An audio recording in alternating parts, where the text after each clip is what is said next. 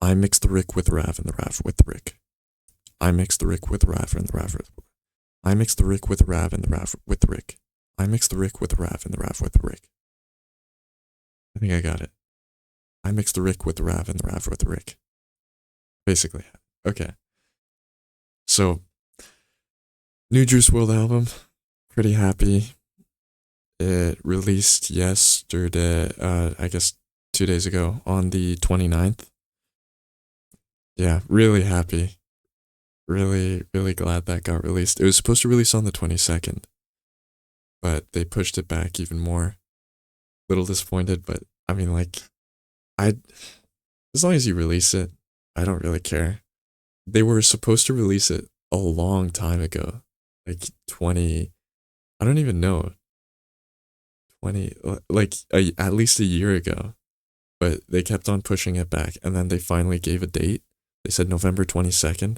So it's like, okay, you can't back down from that. Well, they pushed it back to 29th, but 7 days is nothing. Like that doesn't affect me. I mean, it does. I yeah, it did affect me, but like not. It's whatever. I'm understanding. I'm patient with the record label. Yeah, good songs though. Big Juice World fan, so it's gonna be good songs no matter what. I was hoping there were gonna be more leaks posted on it, but there was just one leak that I was familiar with. Actually, there were two. So the one leak that I'm thinking of, Adore You, that one I listened to a lot and I really like. But there was another one that was really popular that I didn't listen to or really pay much attention as a leak. I didn't even recognize it as a leak. It was Barbarian. And I like that one too. Now that I've listened to it a couple, I feel like Juice World, as you continue listening to it, it kind of grows on you. So at first, I didn't really like some of the songs, but as I continued listening, they kind of grew on me and I like them. And that's kind of a lot of his music too. Bit strange because I find that's not really any other artist except Juice World type artists. There's another artist, Dro Kenji, that I really like because he's got Juice World style and his songs grow on me. So I would listen to an album and I don't really like some of the songs, but as I continue listening to the album, I start to like the songs and then I start to like even more songs and then I just end up liking the entire album. But he hasn't yeah, Dro Kenji hasn't posted an album in a while, like a year. Like yeah, almost yeah, I think exactly a year. So hopefully post one, I guess. I'm happy with the Juice World album though. That was a lot of fun. Oh, and what I sang at the start, or I guess the tongue twister that I said was part of one of the songs. It was part of congratulate. Let me check really quick.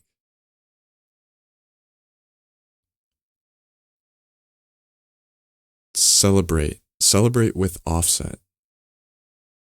Pretty good song. I like it. Although I guess I like a lot of rap anyways, so that one was kind of typical, like more on the rap side. And on the minor, oh man, I love minor songs too. I feel like not a lot of people do it where they have like the purely minor. When I say minor, I mean like minor chords. If you've done music, like if you've played music, I think you'll know what I mean. When it's like minor as just the main. I'm sure there's a technical word for it, like I don't know, a melancholy's a melancholy song. I don't know. Oh well, good album. I feel like the other albums were better though. But I mean, since it's his last album, I can't say it's a bad album. That'd be sacrilegious. What was it? There was something I was planning. Oh right. Okay, so today I ended up going to um It was Black Friday yesterday. Yeah, on the 29th. Okay. 2 day, whatever. So I went to Winners. Winners is like my new favorite store just because you can get discounted clothing, like really high quality clothing and even designer clothing. Like I'm thinking not like all designer clothing, of course, but Guess commonly pops up in Winners, and there's another one too. But you can get that for like I don't even know, $30, less than $30 even. It's a pretty good price place to get clothes, and the quality of clothes too. I love the only thing that I search in for clothes is comfort, and no, that's literally it. I don't really look for style. Don't really care about style. Like you could sell me a blank T-shirt, and as long as it's comfortable, I'd wear it. I don't care if it has a logo or not. Just being comfortable is what makes it worth it, I guess. And there was a sweater that I got that was pretty fancy. A Guess sweater that had embroidered logo, so the stitching actually popped out. That was pretty cool. You know what? I'll show it.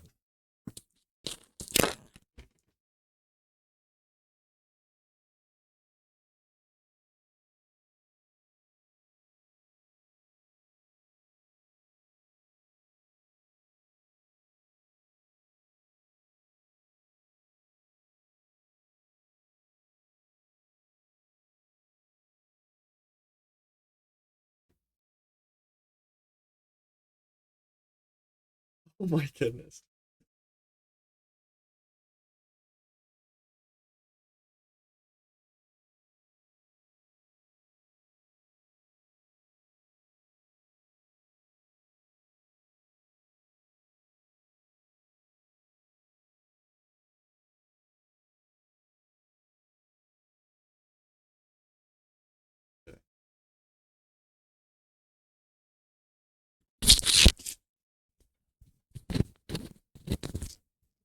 Okay, so we've got the logo, and I'll try to show. So this is what I was talking about, the stitching. I'll try to show how it pops out. Like, see? Oh, it's so hard to show. But you can kind of see that it pops out, right? Like if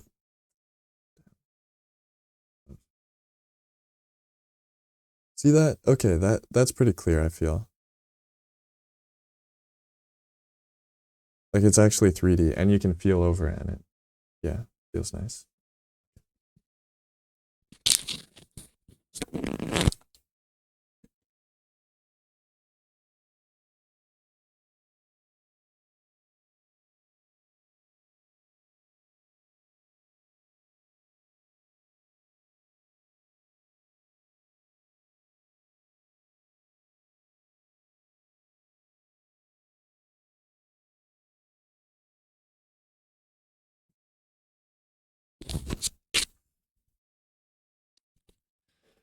Yeah, so I got that from Winners a long time ago.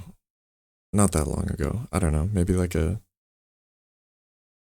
6 months or so, probably a little more. Oh well, good sweater. I like it a lot. Good hoodie. So right, I went to Winners and I got new sweatpants. I'm actually wearing them right now. Maybe I do a little showcase. Okay.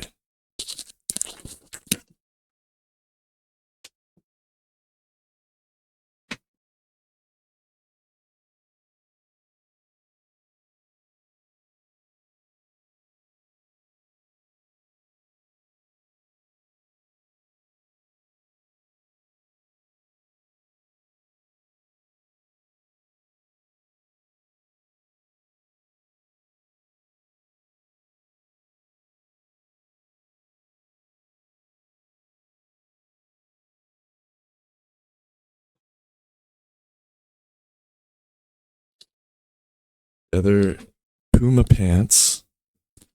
A Puma pants. A Puma pants. Pretty comfortable. Yeah, I like them a lot. I realize now After I bought them, maybe I should look for zip up pants because there was one time where I was running to the bus and I had my campus card, my bus card in my pocket. And while I was running, it fell out of my pants pocket. And I had to miss the bus to look for the bus card. And luckily I found it. I was freaking out, but I kind of like relaxed myself. I realized, like it's okay, whatever happens happens. But I would like to find it. It would be great to find it. I was also, you know what? I also prayed to like a mini prayer where it was like, "Man, God, please help me find this." Like that would be great if I found my bus pass, and then I found it shortly after. I that actually happened. So funny. That happened to me in Waterloo too, where I lost my card, my student card. That's a big deal because your I had money on that card.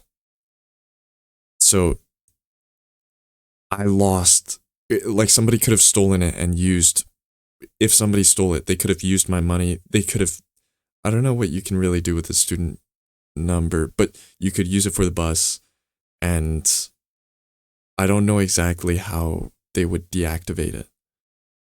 But I think there is a way. You go into administration and you tell them that you lost your card, they deactivate it, and then you get another card, and you have to pay like $50 to get another card. But I was looking for it for like 20 minutes, and I kept on missing buses just because I had to keep on looking for it. And I was finally like, you know what? I'm done. And then I walked like I was just gonna walk home. And then I realized, you know what? Maybe maybe it's actually here. I didn't check this path too thoroughly. I'll go back and check it. So I went back and checked it. Or no, yeah, on my way back to checking it, I was praying and I was like, God, please help me find this card. If you do this, if you help me find it, I think I said I'll pray a rosary or something like that. And then like literally the instant after I found it. No, okay, it was even crazier. I I checked the path. So I left the campus. I was like, I give up. I came back, checked the path, didn't see anything. Then I went back. I I I was like, okay, now I give up.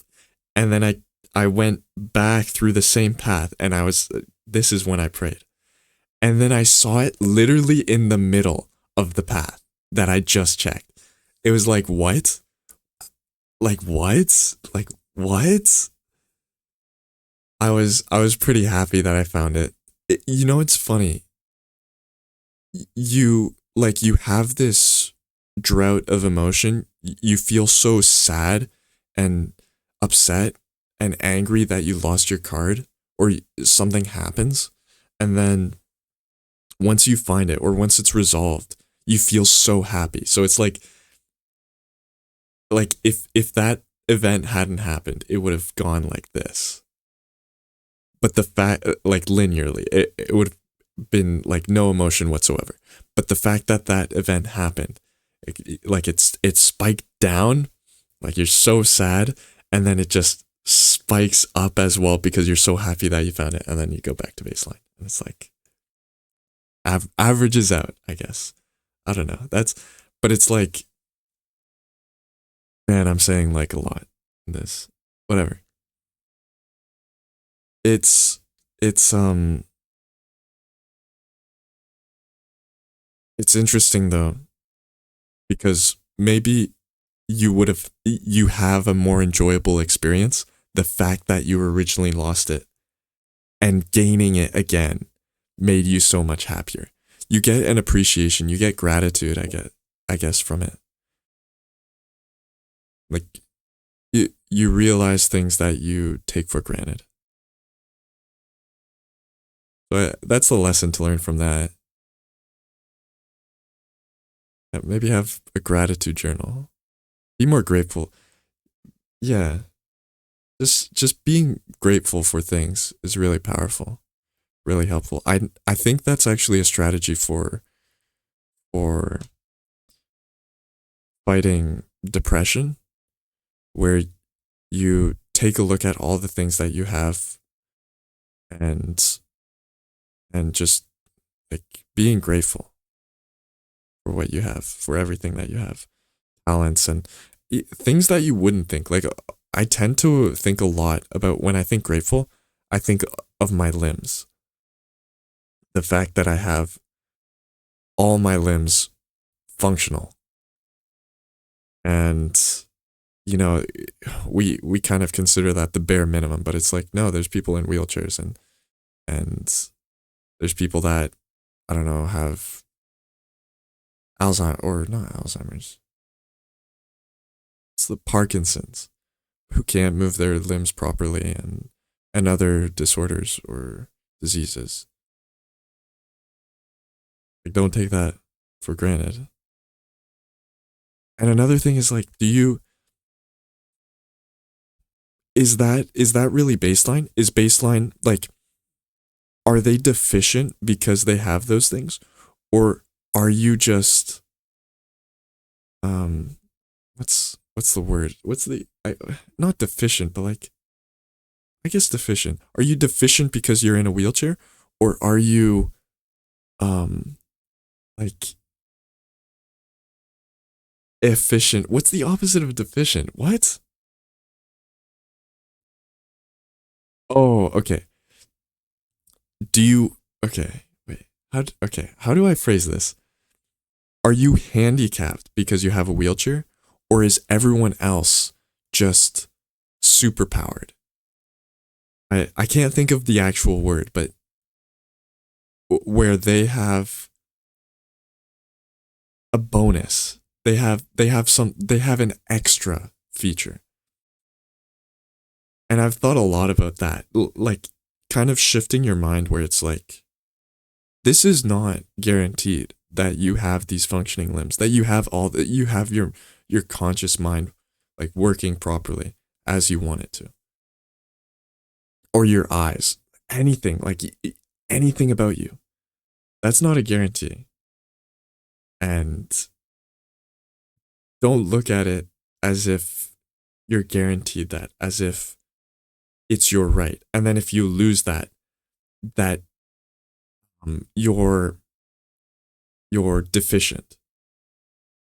It's more like there's also the way to look at it where it's like you're efficient. You have this bonus that not everyone has. This extra set, this extra feature.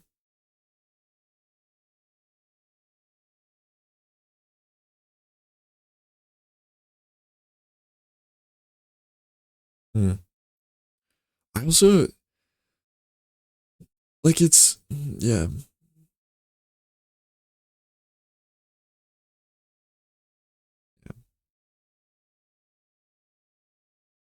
What was I gonna say though? Oh, I was talking about winners.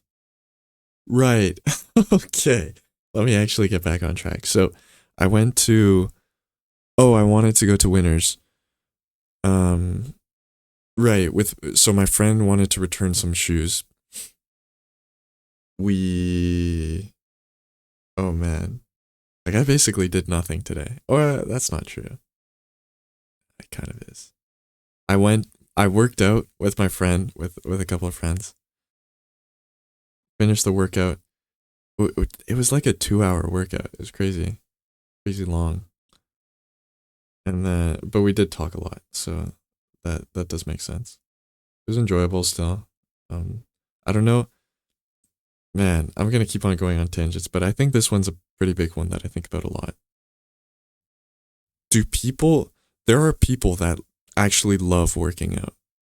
But recently, or maybe always, I've never felt like ecstatic about working out. I know there's some people that get endorphins, a higher amount of endorphins from working out than others. And I think I'm in that lower category because I don't feel elated when I'm done working out. I guess I feel like relaxed, soothed, maybe. I might have to check, honestly, like journal before I work out and after I work out, during my workout and after my workout, how I feel. Just to make sure that I'm not retroactively attributing the wrong emotions or the wrong feelings. But to me, it just feels like working out isn't that special. Yeah, other than like it relaxes me. Like after an exam or something, I'll work out and I'll feel more relaxed just because I like sometimes exams will just make you angry and it'll be like, man, I could have done so much better. And you want to like punch something, for example, or I don't even know. And then going to the gym, like pushing so hard instead of punching an actual person or like a beanbag chair. I don't care. Like some object. It soothes you.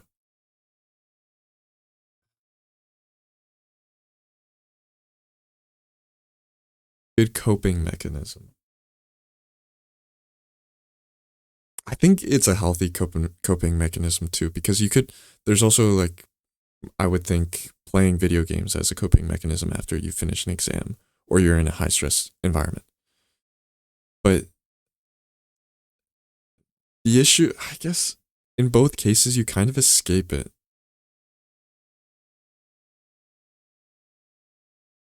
But working out feels more direct because you're thinking about it and you're just like attacking it almost. That's how I envision it, at least. Video games, you just completely shift your mind to something to focus on something more, to focus on something irrelevant. It's like you didn't actually hope, you didn't you didn't actually resolve your issue. You pushed it farther. But maybe that's just me. Maybe video games are a good way to cope. I'm not a psychologist. I wouldn't know. I would like to be one though. That would kind of be cool. I'm taking a psychology class right now. That's why I say that. Very interesting stuff. Right. Continuing on with my story though. Uh, right, finished working out. Finished working out.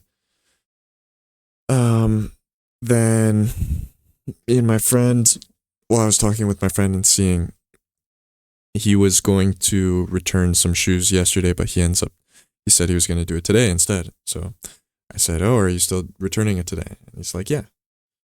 All right, I'll go with you. What time? After I work out. Okay, sure, I'll go. Yeah, let's do it. So the place that he was going to return his shoes was close by to a Winners. That's why I kept on mentioning Winners. And it was also close by a mall. So Winners wasn't in the mall and the shoe place wasn't in the mall either, but they were both really close by the mall. So we happened to go to the mall as well. Yeah, actually, okay, so we didn't actually know. He thought the shoe store was in the mall, so that's why we went in the mall first and then we left the mall. Okay. So right, and then as we're going to the shoe store, we also get food. And that before we go to the shoe store, we get food, and then um, we talk with some guy about Bitcoin. The store owner, this yeah, the store owner. We talk about Bitcoin for a bit. That was kind of fun. It's so cool. Like you live in a world where you could just talk to anyone. You know, you could walk up, you could go outside, you could talk to the first person you see, have an interesting conversation even. You can talk to anyone.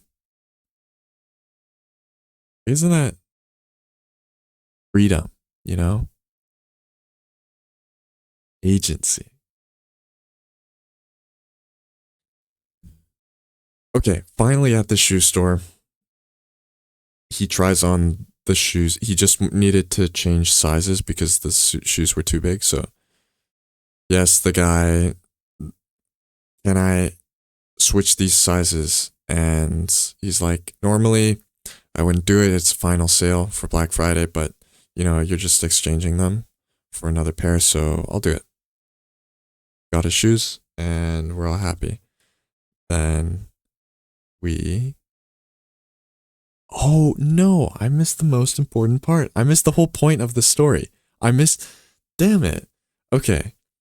See, this is what it's like if you were to listen to a story, me tell a story.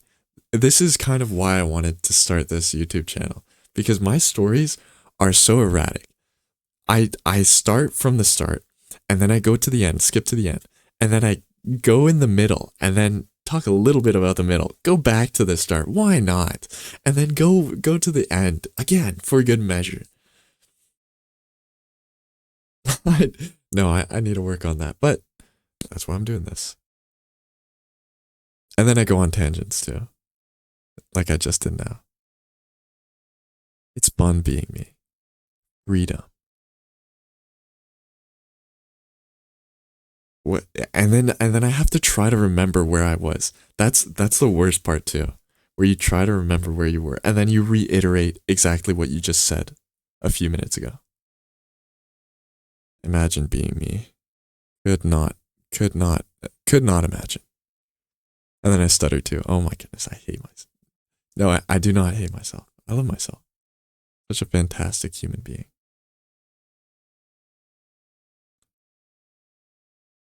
Damn it. Okay, most important part of the whole point I'm telling the story. While we were in the mall, before we returned the shoes, we went in and checked out this fragrance place. We got the food and we were trying to find some place to sit. So we decided, okay, we're close enough to the mall and the mall has a food court. So we'll just go into the mall and sit in the food court. So we went into the mall, tried to find the food court. We saw a restaurant that had some tables, so we ended up just sitting there instead. But while we were on our way there to the restaurant to sit, there was a fragrance store. Now, I couldn't let my friends pass up this opportunity.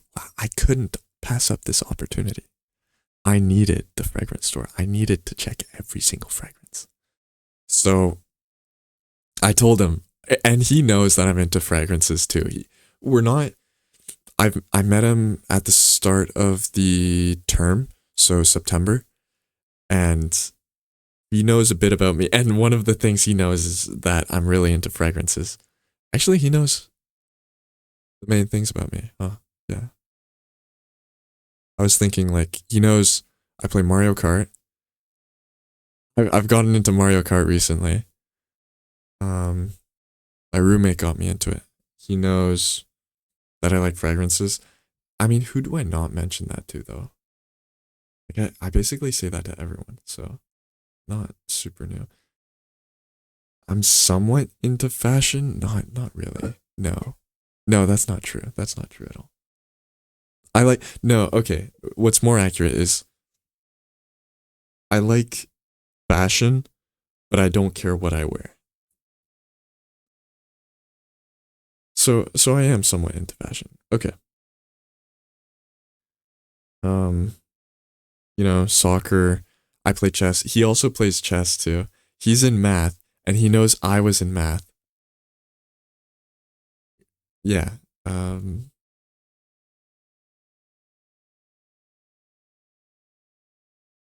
think that might be it, honestly.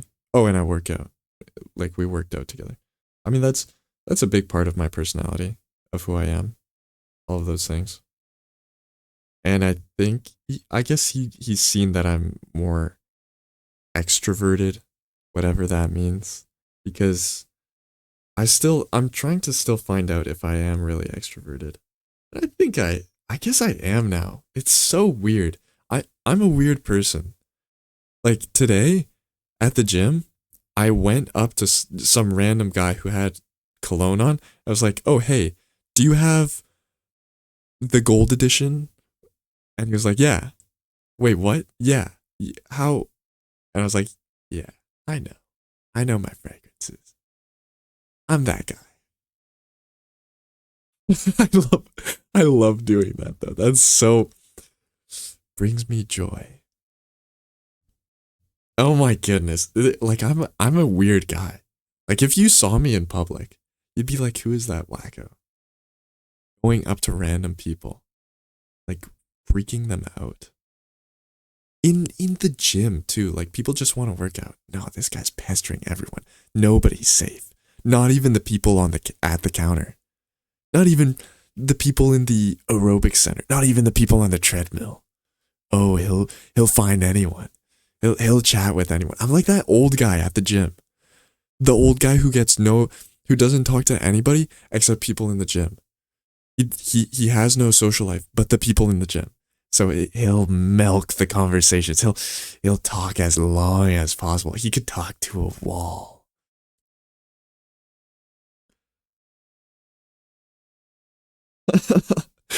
Where was I? What is this story? Oh my goodness. No, actually, okay, right. So we went to the restaurant tables and then we ate whatever. And then and then yeah, we had a deep discussion too. I like having these deep discussions with people. Like it mainly goes back to the same thing, but I ended up asking him the thing that's been on my mind recently a lot is just what's the meaning? What's your meaning? Where do you find meaning? What gives you meaning? Honestly, I can't remember his answer. I don't think he really answered it. I think we talked a lot about a bunch of similar topics though.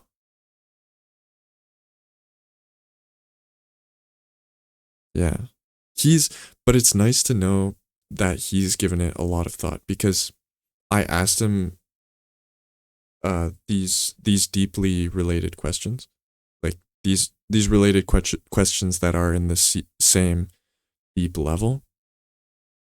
And he was like, "Yeah, I've thought about this. Yeah, I've thought about that one. Yeah, I've thought about this as well." So it makes me feel less alone as an overthinker, I guess. Because I don't think many people our age, many people my age think about these things. I feel like people just kind of dopamine search, dopamine dopamine chase and then just live their lives on autopilot. And they don't really sit back and think what why am I living? You know, after I feel like you'll run into that after college, after university. You'll just think, "Wait, why did I even get my diploma? Why was I in this rat race?" Or maybe it might even take you longer where you immediately get into a job and you're like, "What's the point? Like, why am I making money? I don't even have a family. I can't even afford a house."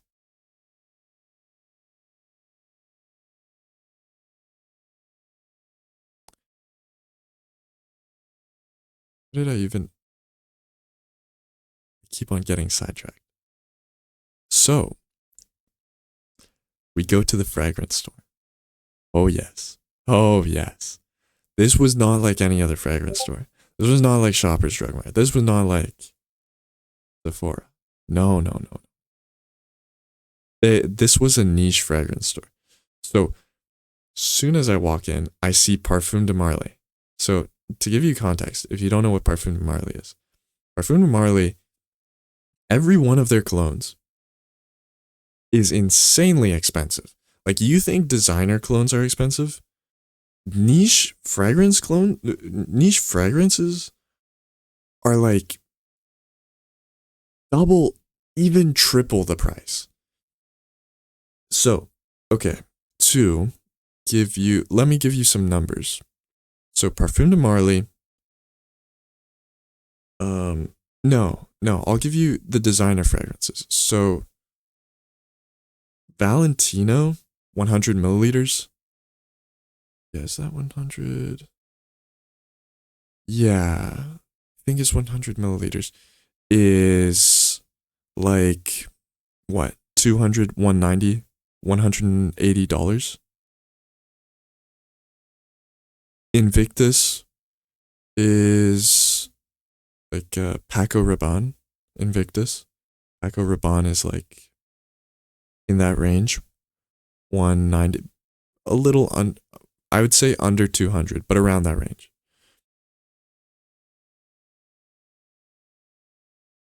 Yves Saint Laurent YSL. That's going to be on the higher side depending on which fragrance you choose. Like the old ones are now since they're so popular. Like the old ones are timeless. They are crazy expensive. Like niche fragrance territory, like 500, I'd say, or 100 milliliters. Okay, but Parfum de Marly, I kind of already spoiled it, is like niche fragrance territory. It is a niche fragrance, even though it's crazy popular. And it's at, oh, I saw the price. I just can't remember exactly what it was, but it was like 600. 600. Yeah. No. Yeah. Yeah. Yeah. Like a little under 579 or something. Like, yeah. $600 for 100 milliliters. Sheesh. No. No way. You won't catch me. You won't catch me spending that kind of money on a fragrance. Actually, you might. Okay. You might. If I had a job. If I had a job, maybe. Yeah, you might. You could. You could. Parfum de Marly. There was also Montaigne. Montaigne. The air canister looking colognes, perfumes, fragrances. There's two brands. So Montaigne is also a dupe fragrance brand where they copy niche fragrances and designer fragrances. But there's also Montaigne spelt the exact same way that is in air canister tanks form. They look like air canisters, and it's, I don't know actually the price, but I think it's on the lower side for a niche fragrance. There was also Nishan. I don't know how you pronounce it. That one's pretty expensive too. Oh my goodness. There was Massonato. Yeah. So the thing with Massonato is they only sell 30 milliliter bottles. And each one is 200? More than $200. So, given that Parfum de Marly was expensive, and that one was 100 milliliters, but it was $600. This one is Nasamato, 30 milliliters, not even a third, of the volume of liquid that Parfum de Marly is, and it's $200. It's not a third of the price. It's more than a third of the price. No, it is a third of the price. Okay. It's more than 200 though. So it's like not a third of the price. You know what I'm saying? Crazy. Absolutely wild. So they had that. They had, oh my goodness, they had Creed Aventus. They had Creed.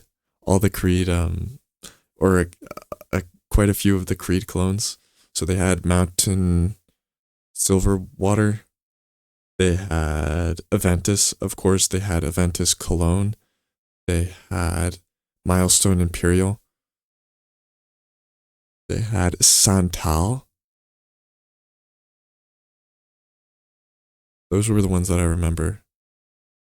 And then they also had Tom Ford, of course. Oh my goodness. Shoppers Drug Mart has Tom Ford.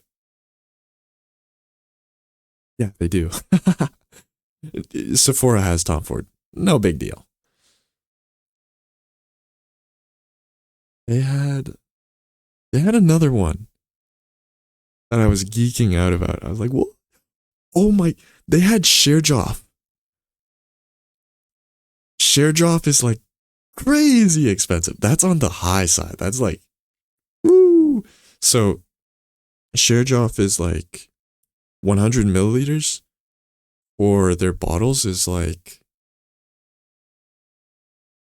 $700.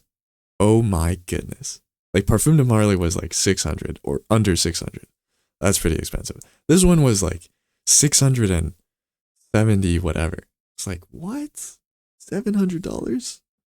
Nah.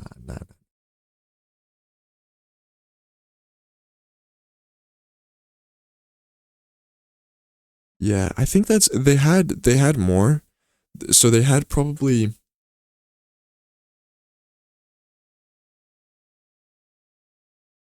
4 displays on each side. There were 3 sides because like you walk in, that's one of the sides is just to walk in, completely open like a mall. And then yeah, each side had like four sides and four like I don't even know how to describe it. Like 4 shelves, sets of shelves. So this one set of shelf had locked behind a glass pane with a key fob, whatever. Had 2 shelves dedicated to one brand and then 2 shelves dedicated to another. Then maybe 2 shelves dedicated to another.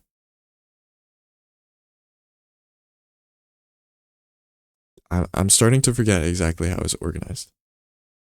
Not too important though. I think you get the gist. There were quite a few designer niche fragrances, but there wasn't not nearly as much fragrances as a Sephora or a Shoppers Drug Mart. But I mean that's to be expected. Niche fragrances are crazy expensive. I was really happy though because you cannot there's nowhere where you can try those fragrances. They're all like you have to order them in samples and that's how you try them. So I would say there's a very good market for that. But then the problem is you have people like me walk into your store and they just want to smell all the fragrances and that's it. They don't want to buy. Which I feel bad about too. There were a few that I sprayed. I didn't spray every fragrance that I smelled. That would be insane. Oh my. And then I have something else to tell too. And then um yeah, like still I felt guilty that I sprayed the fragrances because each spray is like I don't even know. Could even be up to $1 considering no, maybe not $1, but like 50 cents. Even if it's 50 cents. It's like what? 50 cents a spray? Like you spent 50 cents on me just because I existed, like just because I checked out your fragrance. Ouch. Yeah, they probably make a lot of money. Actually, their profit margins are not that, I'm guessing, are not that great. Because you can't, like, it's already overpriced, so you can't really increase the price because people will notice. It's like, I don't know, hard to say. Or maybe the people buying them don't really care what the price is, though. They're just like, oh yeah, $700 for a bottle. I'll get 2 of them. I'll get 5 of them. Why not? Right. Okay. So what I was gonna tell though, basically, I walked into the right. No. Okay. So I kept on smelling fragrances, and then I noticed. No, There was one last fragrance that I wanted to try. I was like, oh wait, this one's here, and it was Charnel Grease. Don't expect you to know that at all, but I knew it, and I was really curious what it smelled like because I heard such good things about it. So I was like, I tried to make eye contact with the guy, and he looked away from me, and I was like, okay, he does not want to talk with me. He's done with me. Like, so I was like, okay, you. I asked my friend, you need to call him over because he's not gonna come over if I ask him to. Like, oh, and then my friend said, no, I'm not calling him over. Please, no. So I have to call him over. Okay. I have to make sure that this is the last fragrance, though, if I'm going to say that's the last fragrance. Okay. So I check all the other ones. There was a couple that I, I guess I would have liked to try, but I ended up deciding Grease Chanel. That's the one that I want to try. That's the last one that I want to smell. And what's interesting, too, is they didn't have, like in Shoppers Drug Mart, the attendee will just they'll spray fragrance in the air. They'll spray it on a paper. Oh, you want more? Yeah, let's put on 3 sprays. Let's put on 5. You like 5 sprays? Yeah, let's put on 5. They don't care. These guys are really stingy about it because not only is it really expensive, they feel it because from what I learned after talking with him, he was hired through, like, he knows the owner. That's how he was hired. So they don't want anything really going to waste if they can help it.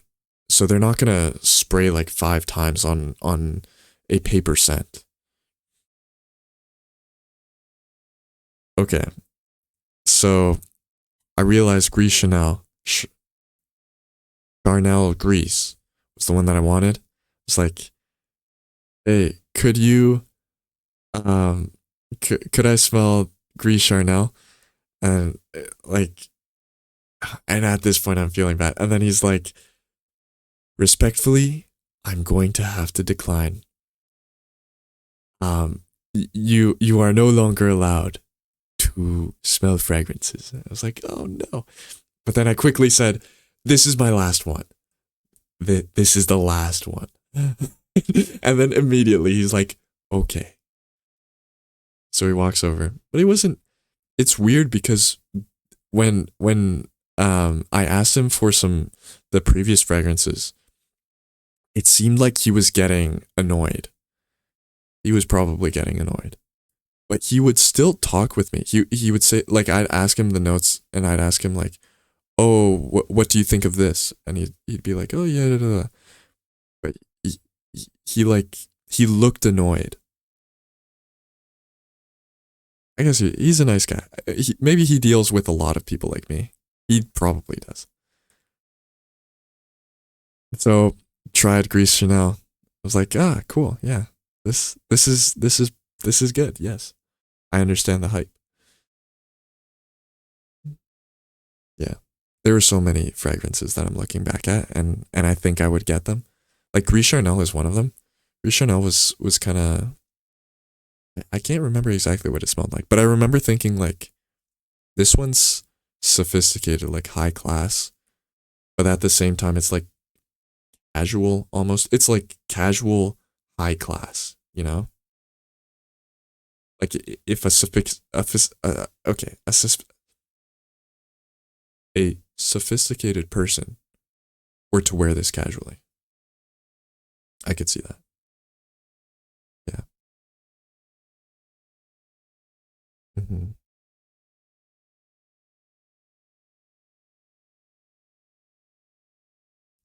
And then there was one other fragrance that I tried, but I did not spray that last fragrance. So there was Gris Charnel, and then I realized what a silly mistake. I realized there was actually one other fragrance that I wanted to try, but it was not behind a case, so I didn't have to ask him to let me smell it, and I did not spray it. So I think it was fine that I did that.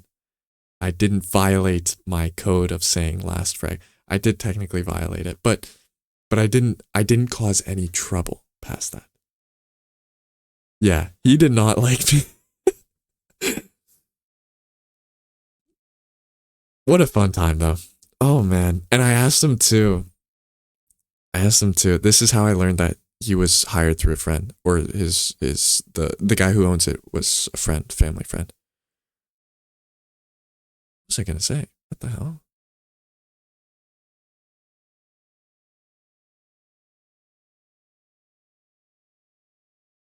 Oh yeah, I asked him how he got hired.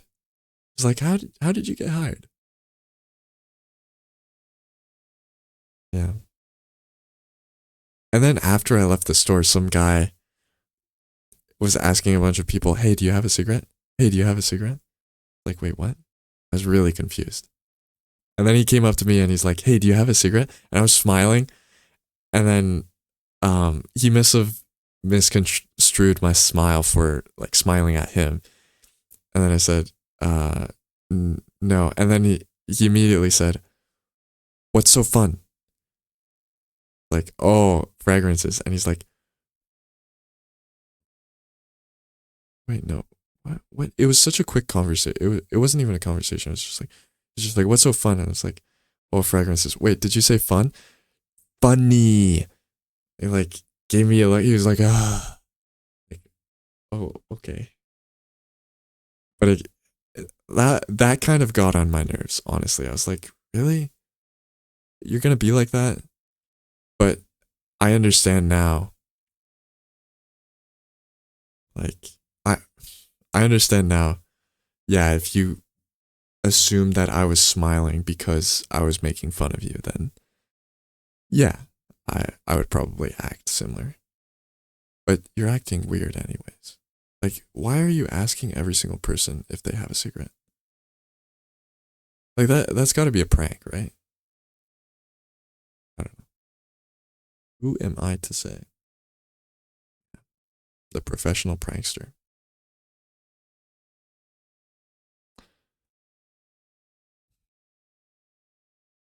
Yeah, I think that's everything I wanted to talk about. Really.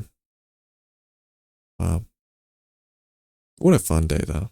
I think that fragrance thing made my day. Didn't really do anything else the rest of the day though. But it was a fun day. Yeah, it was so much fun. Yeah, so let's all bankrupt this store by going in at the same time and smelling all their fragrances, spraying it 5 times. Why not?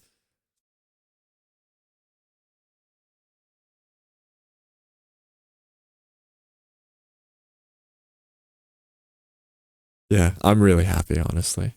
All right, I'll just keep on saying that. Anyways, so bye.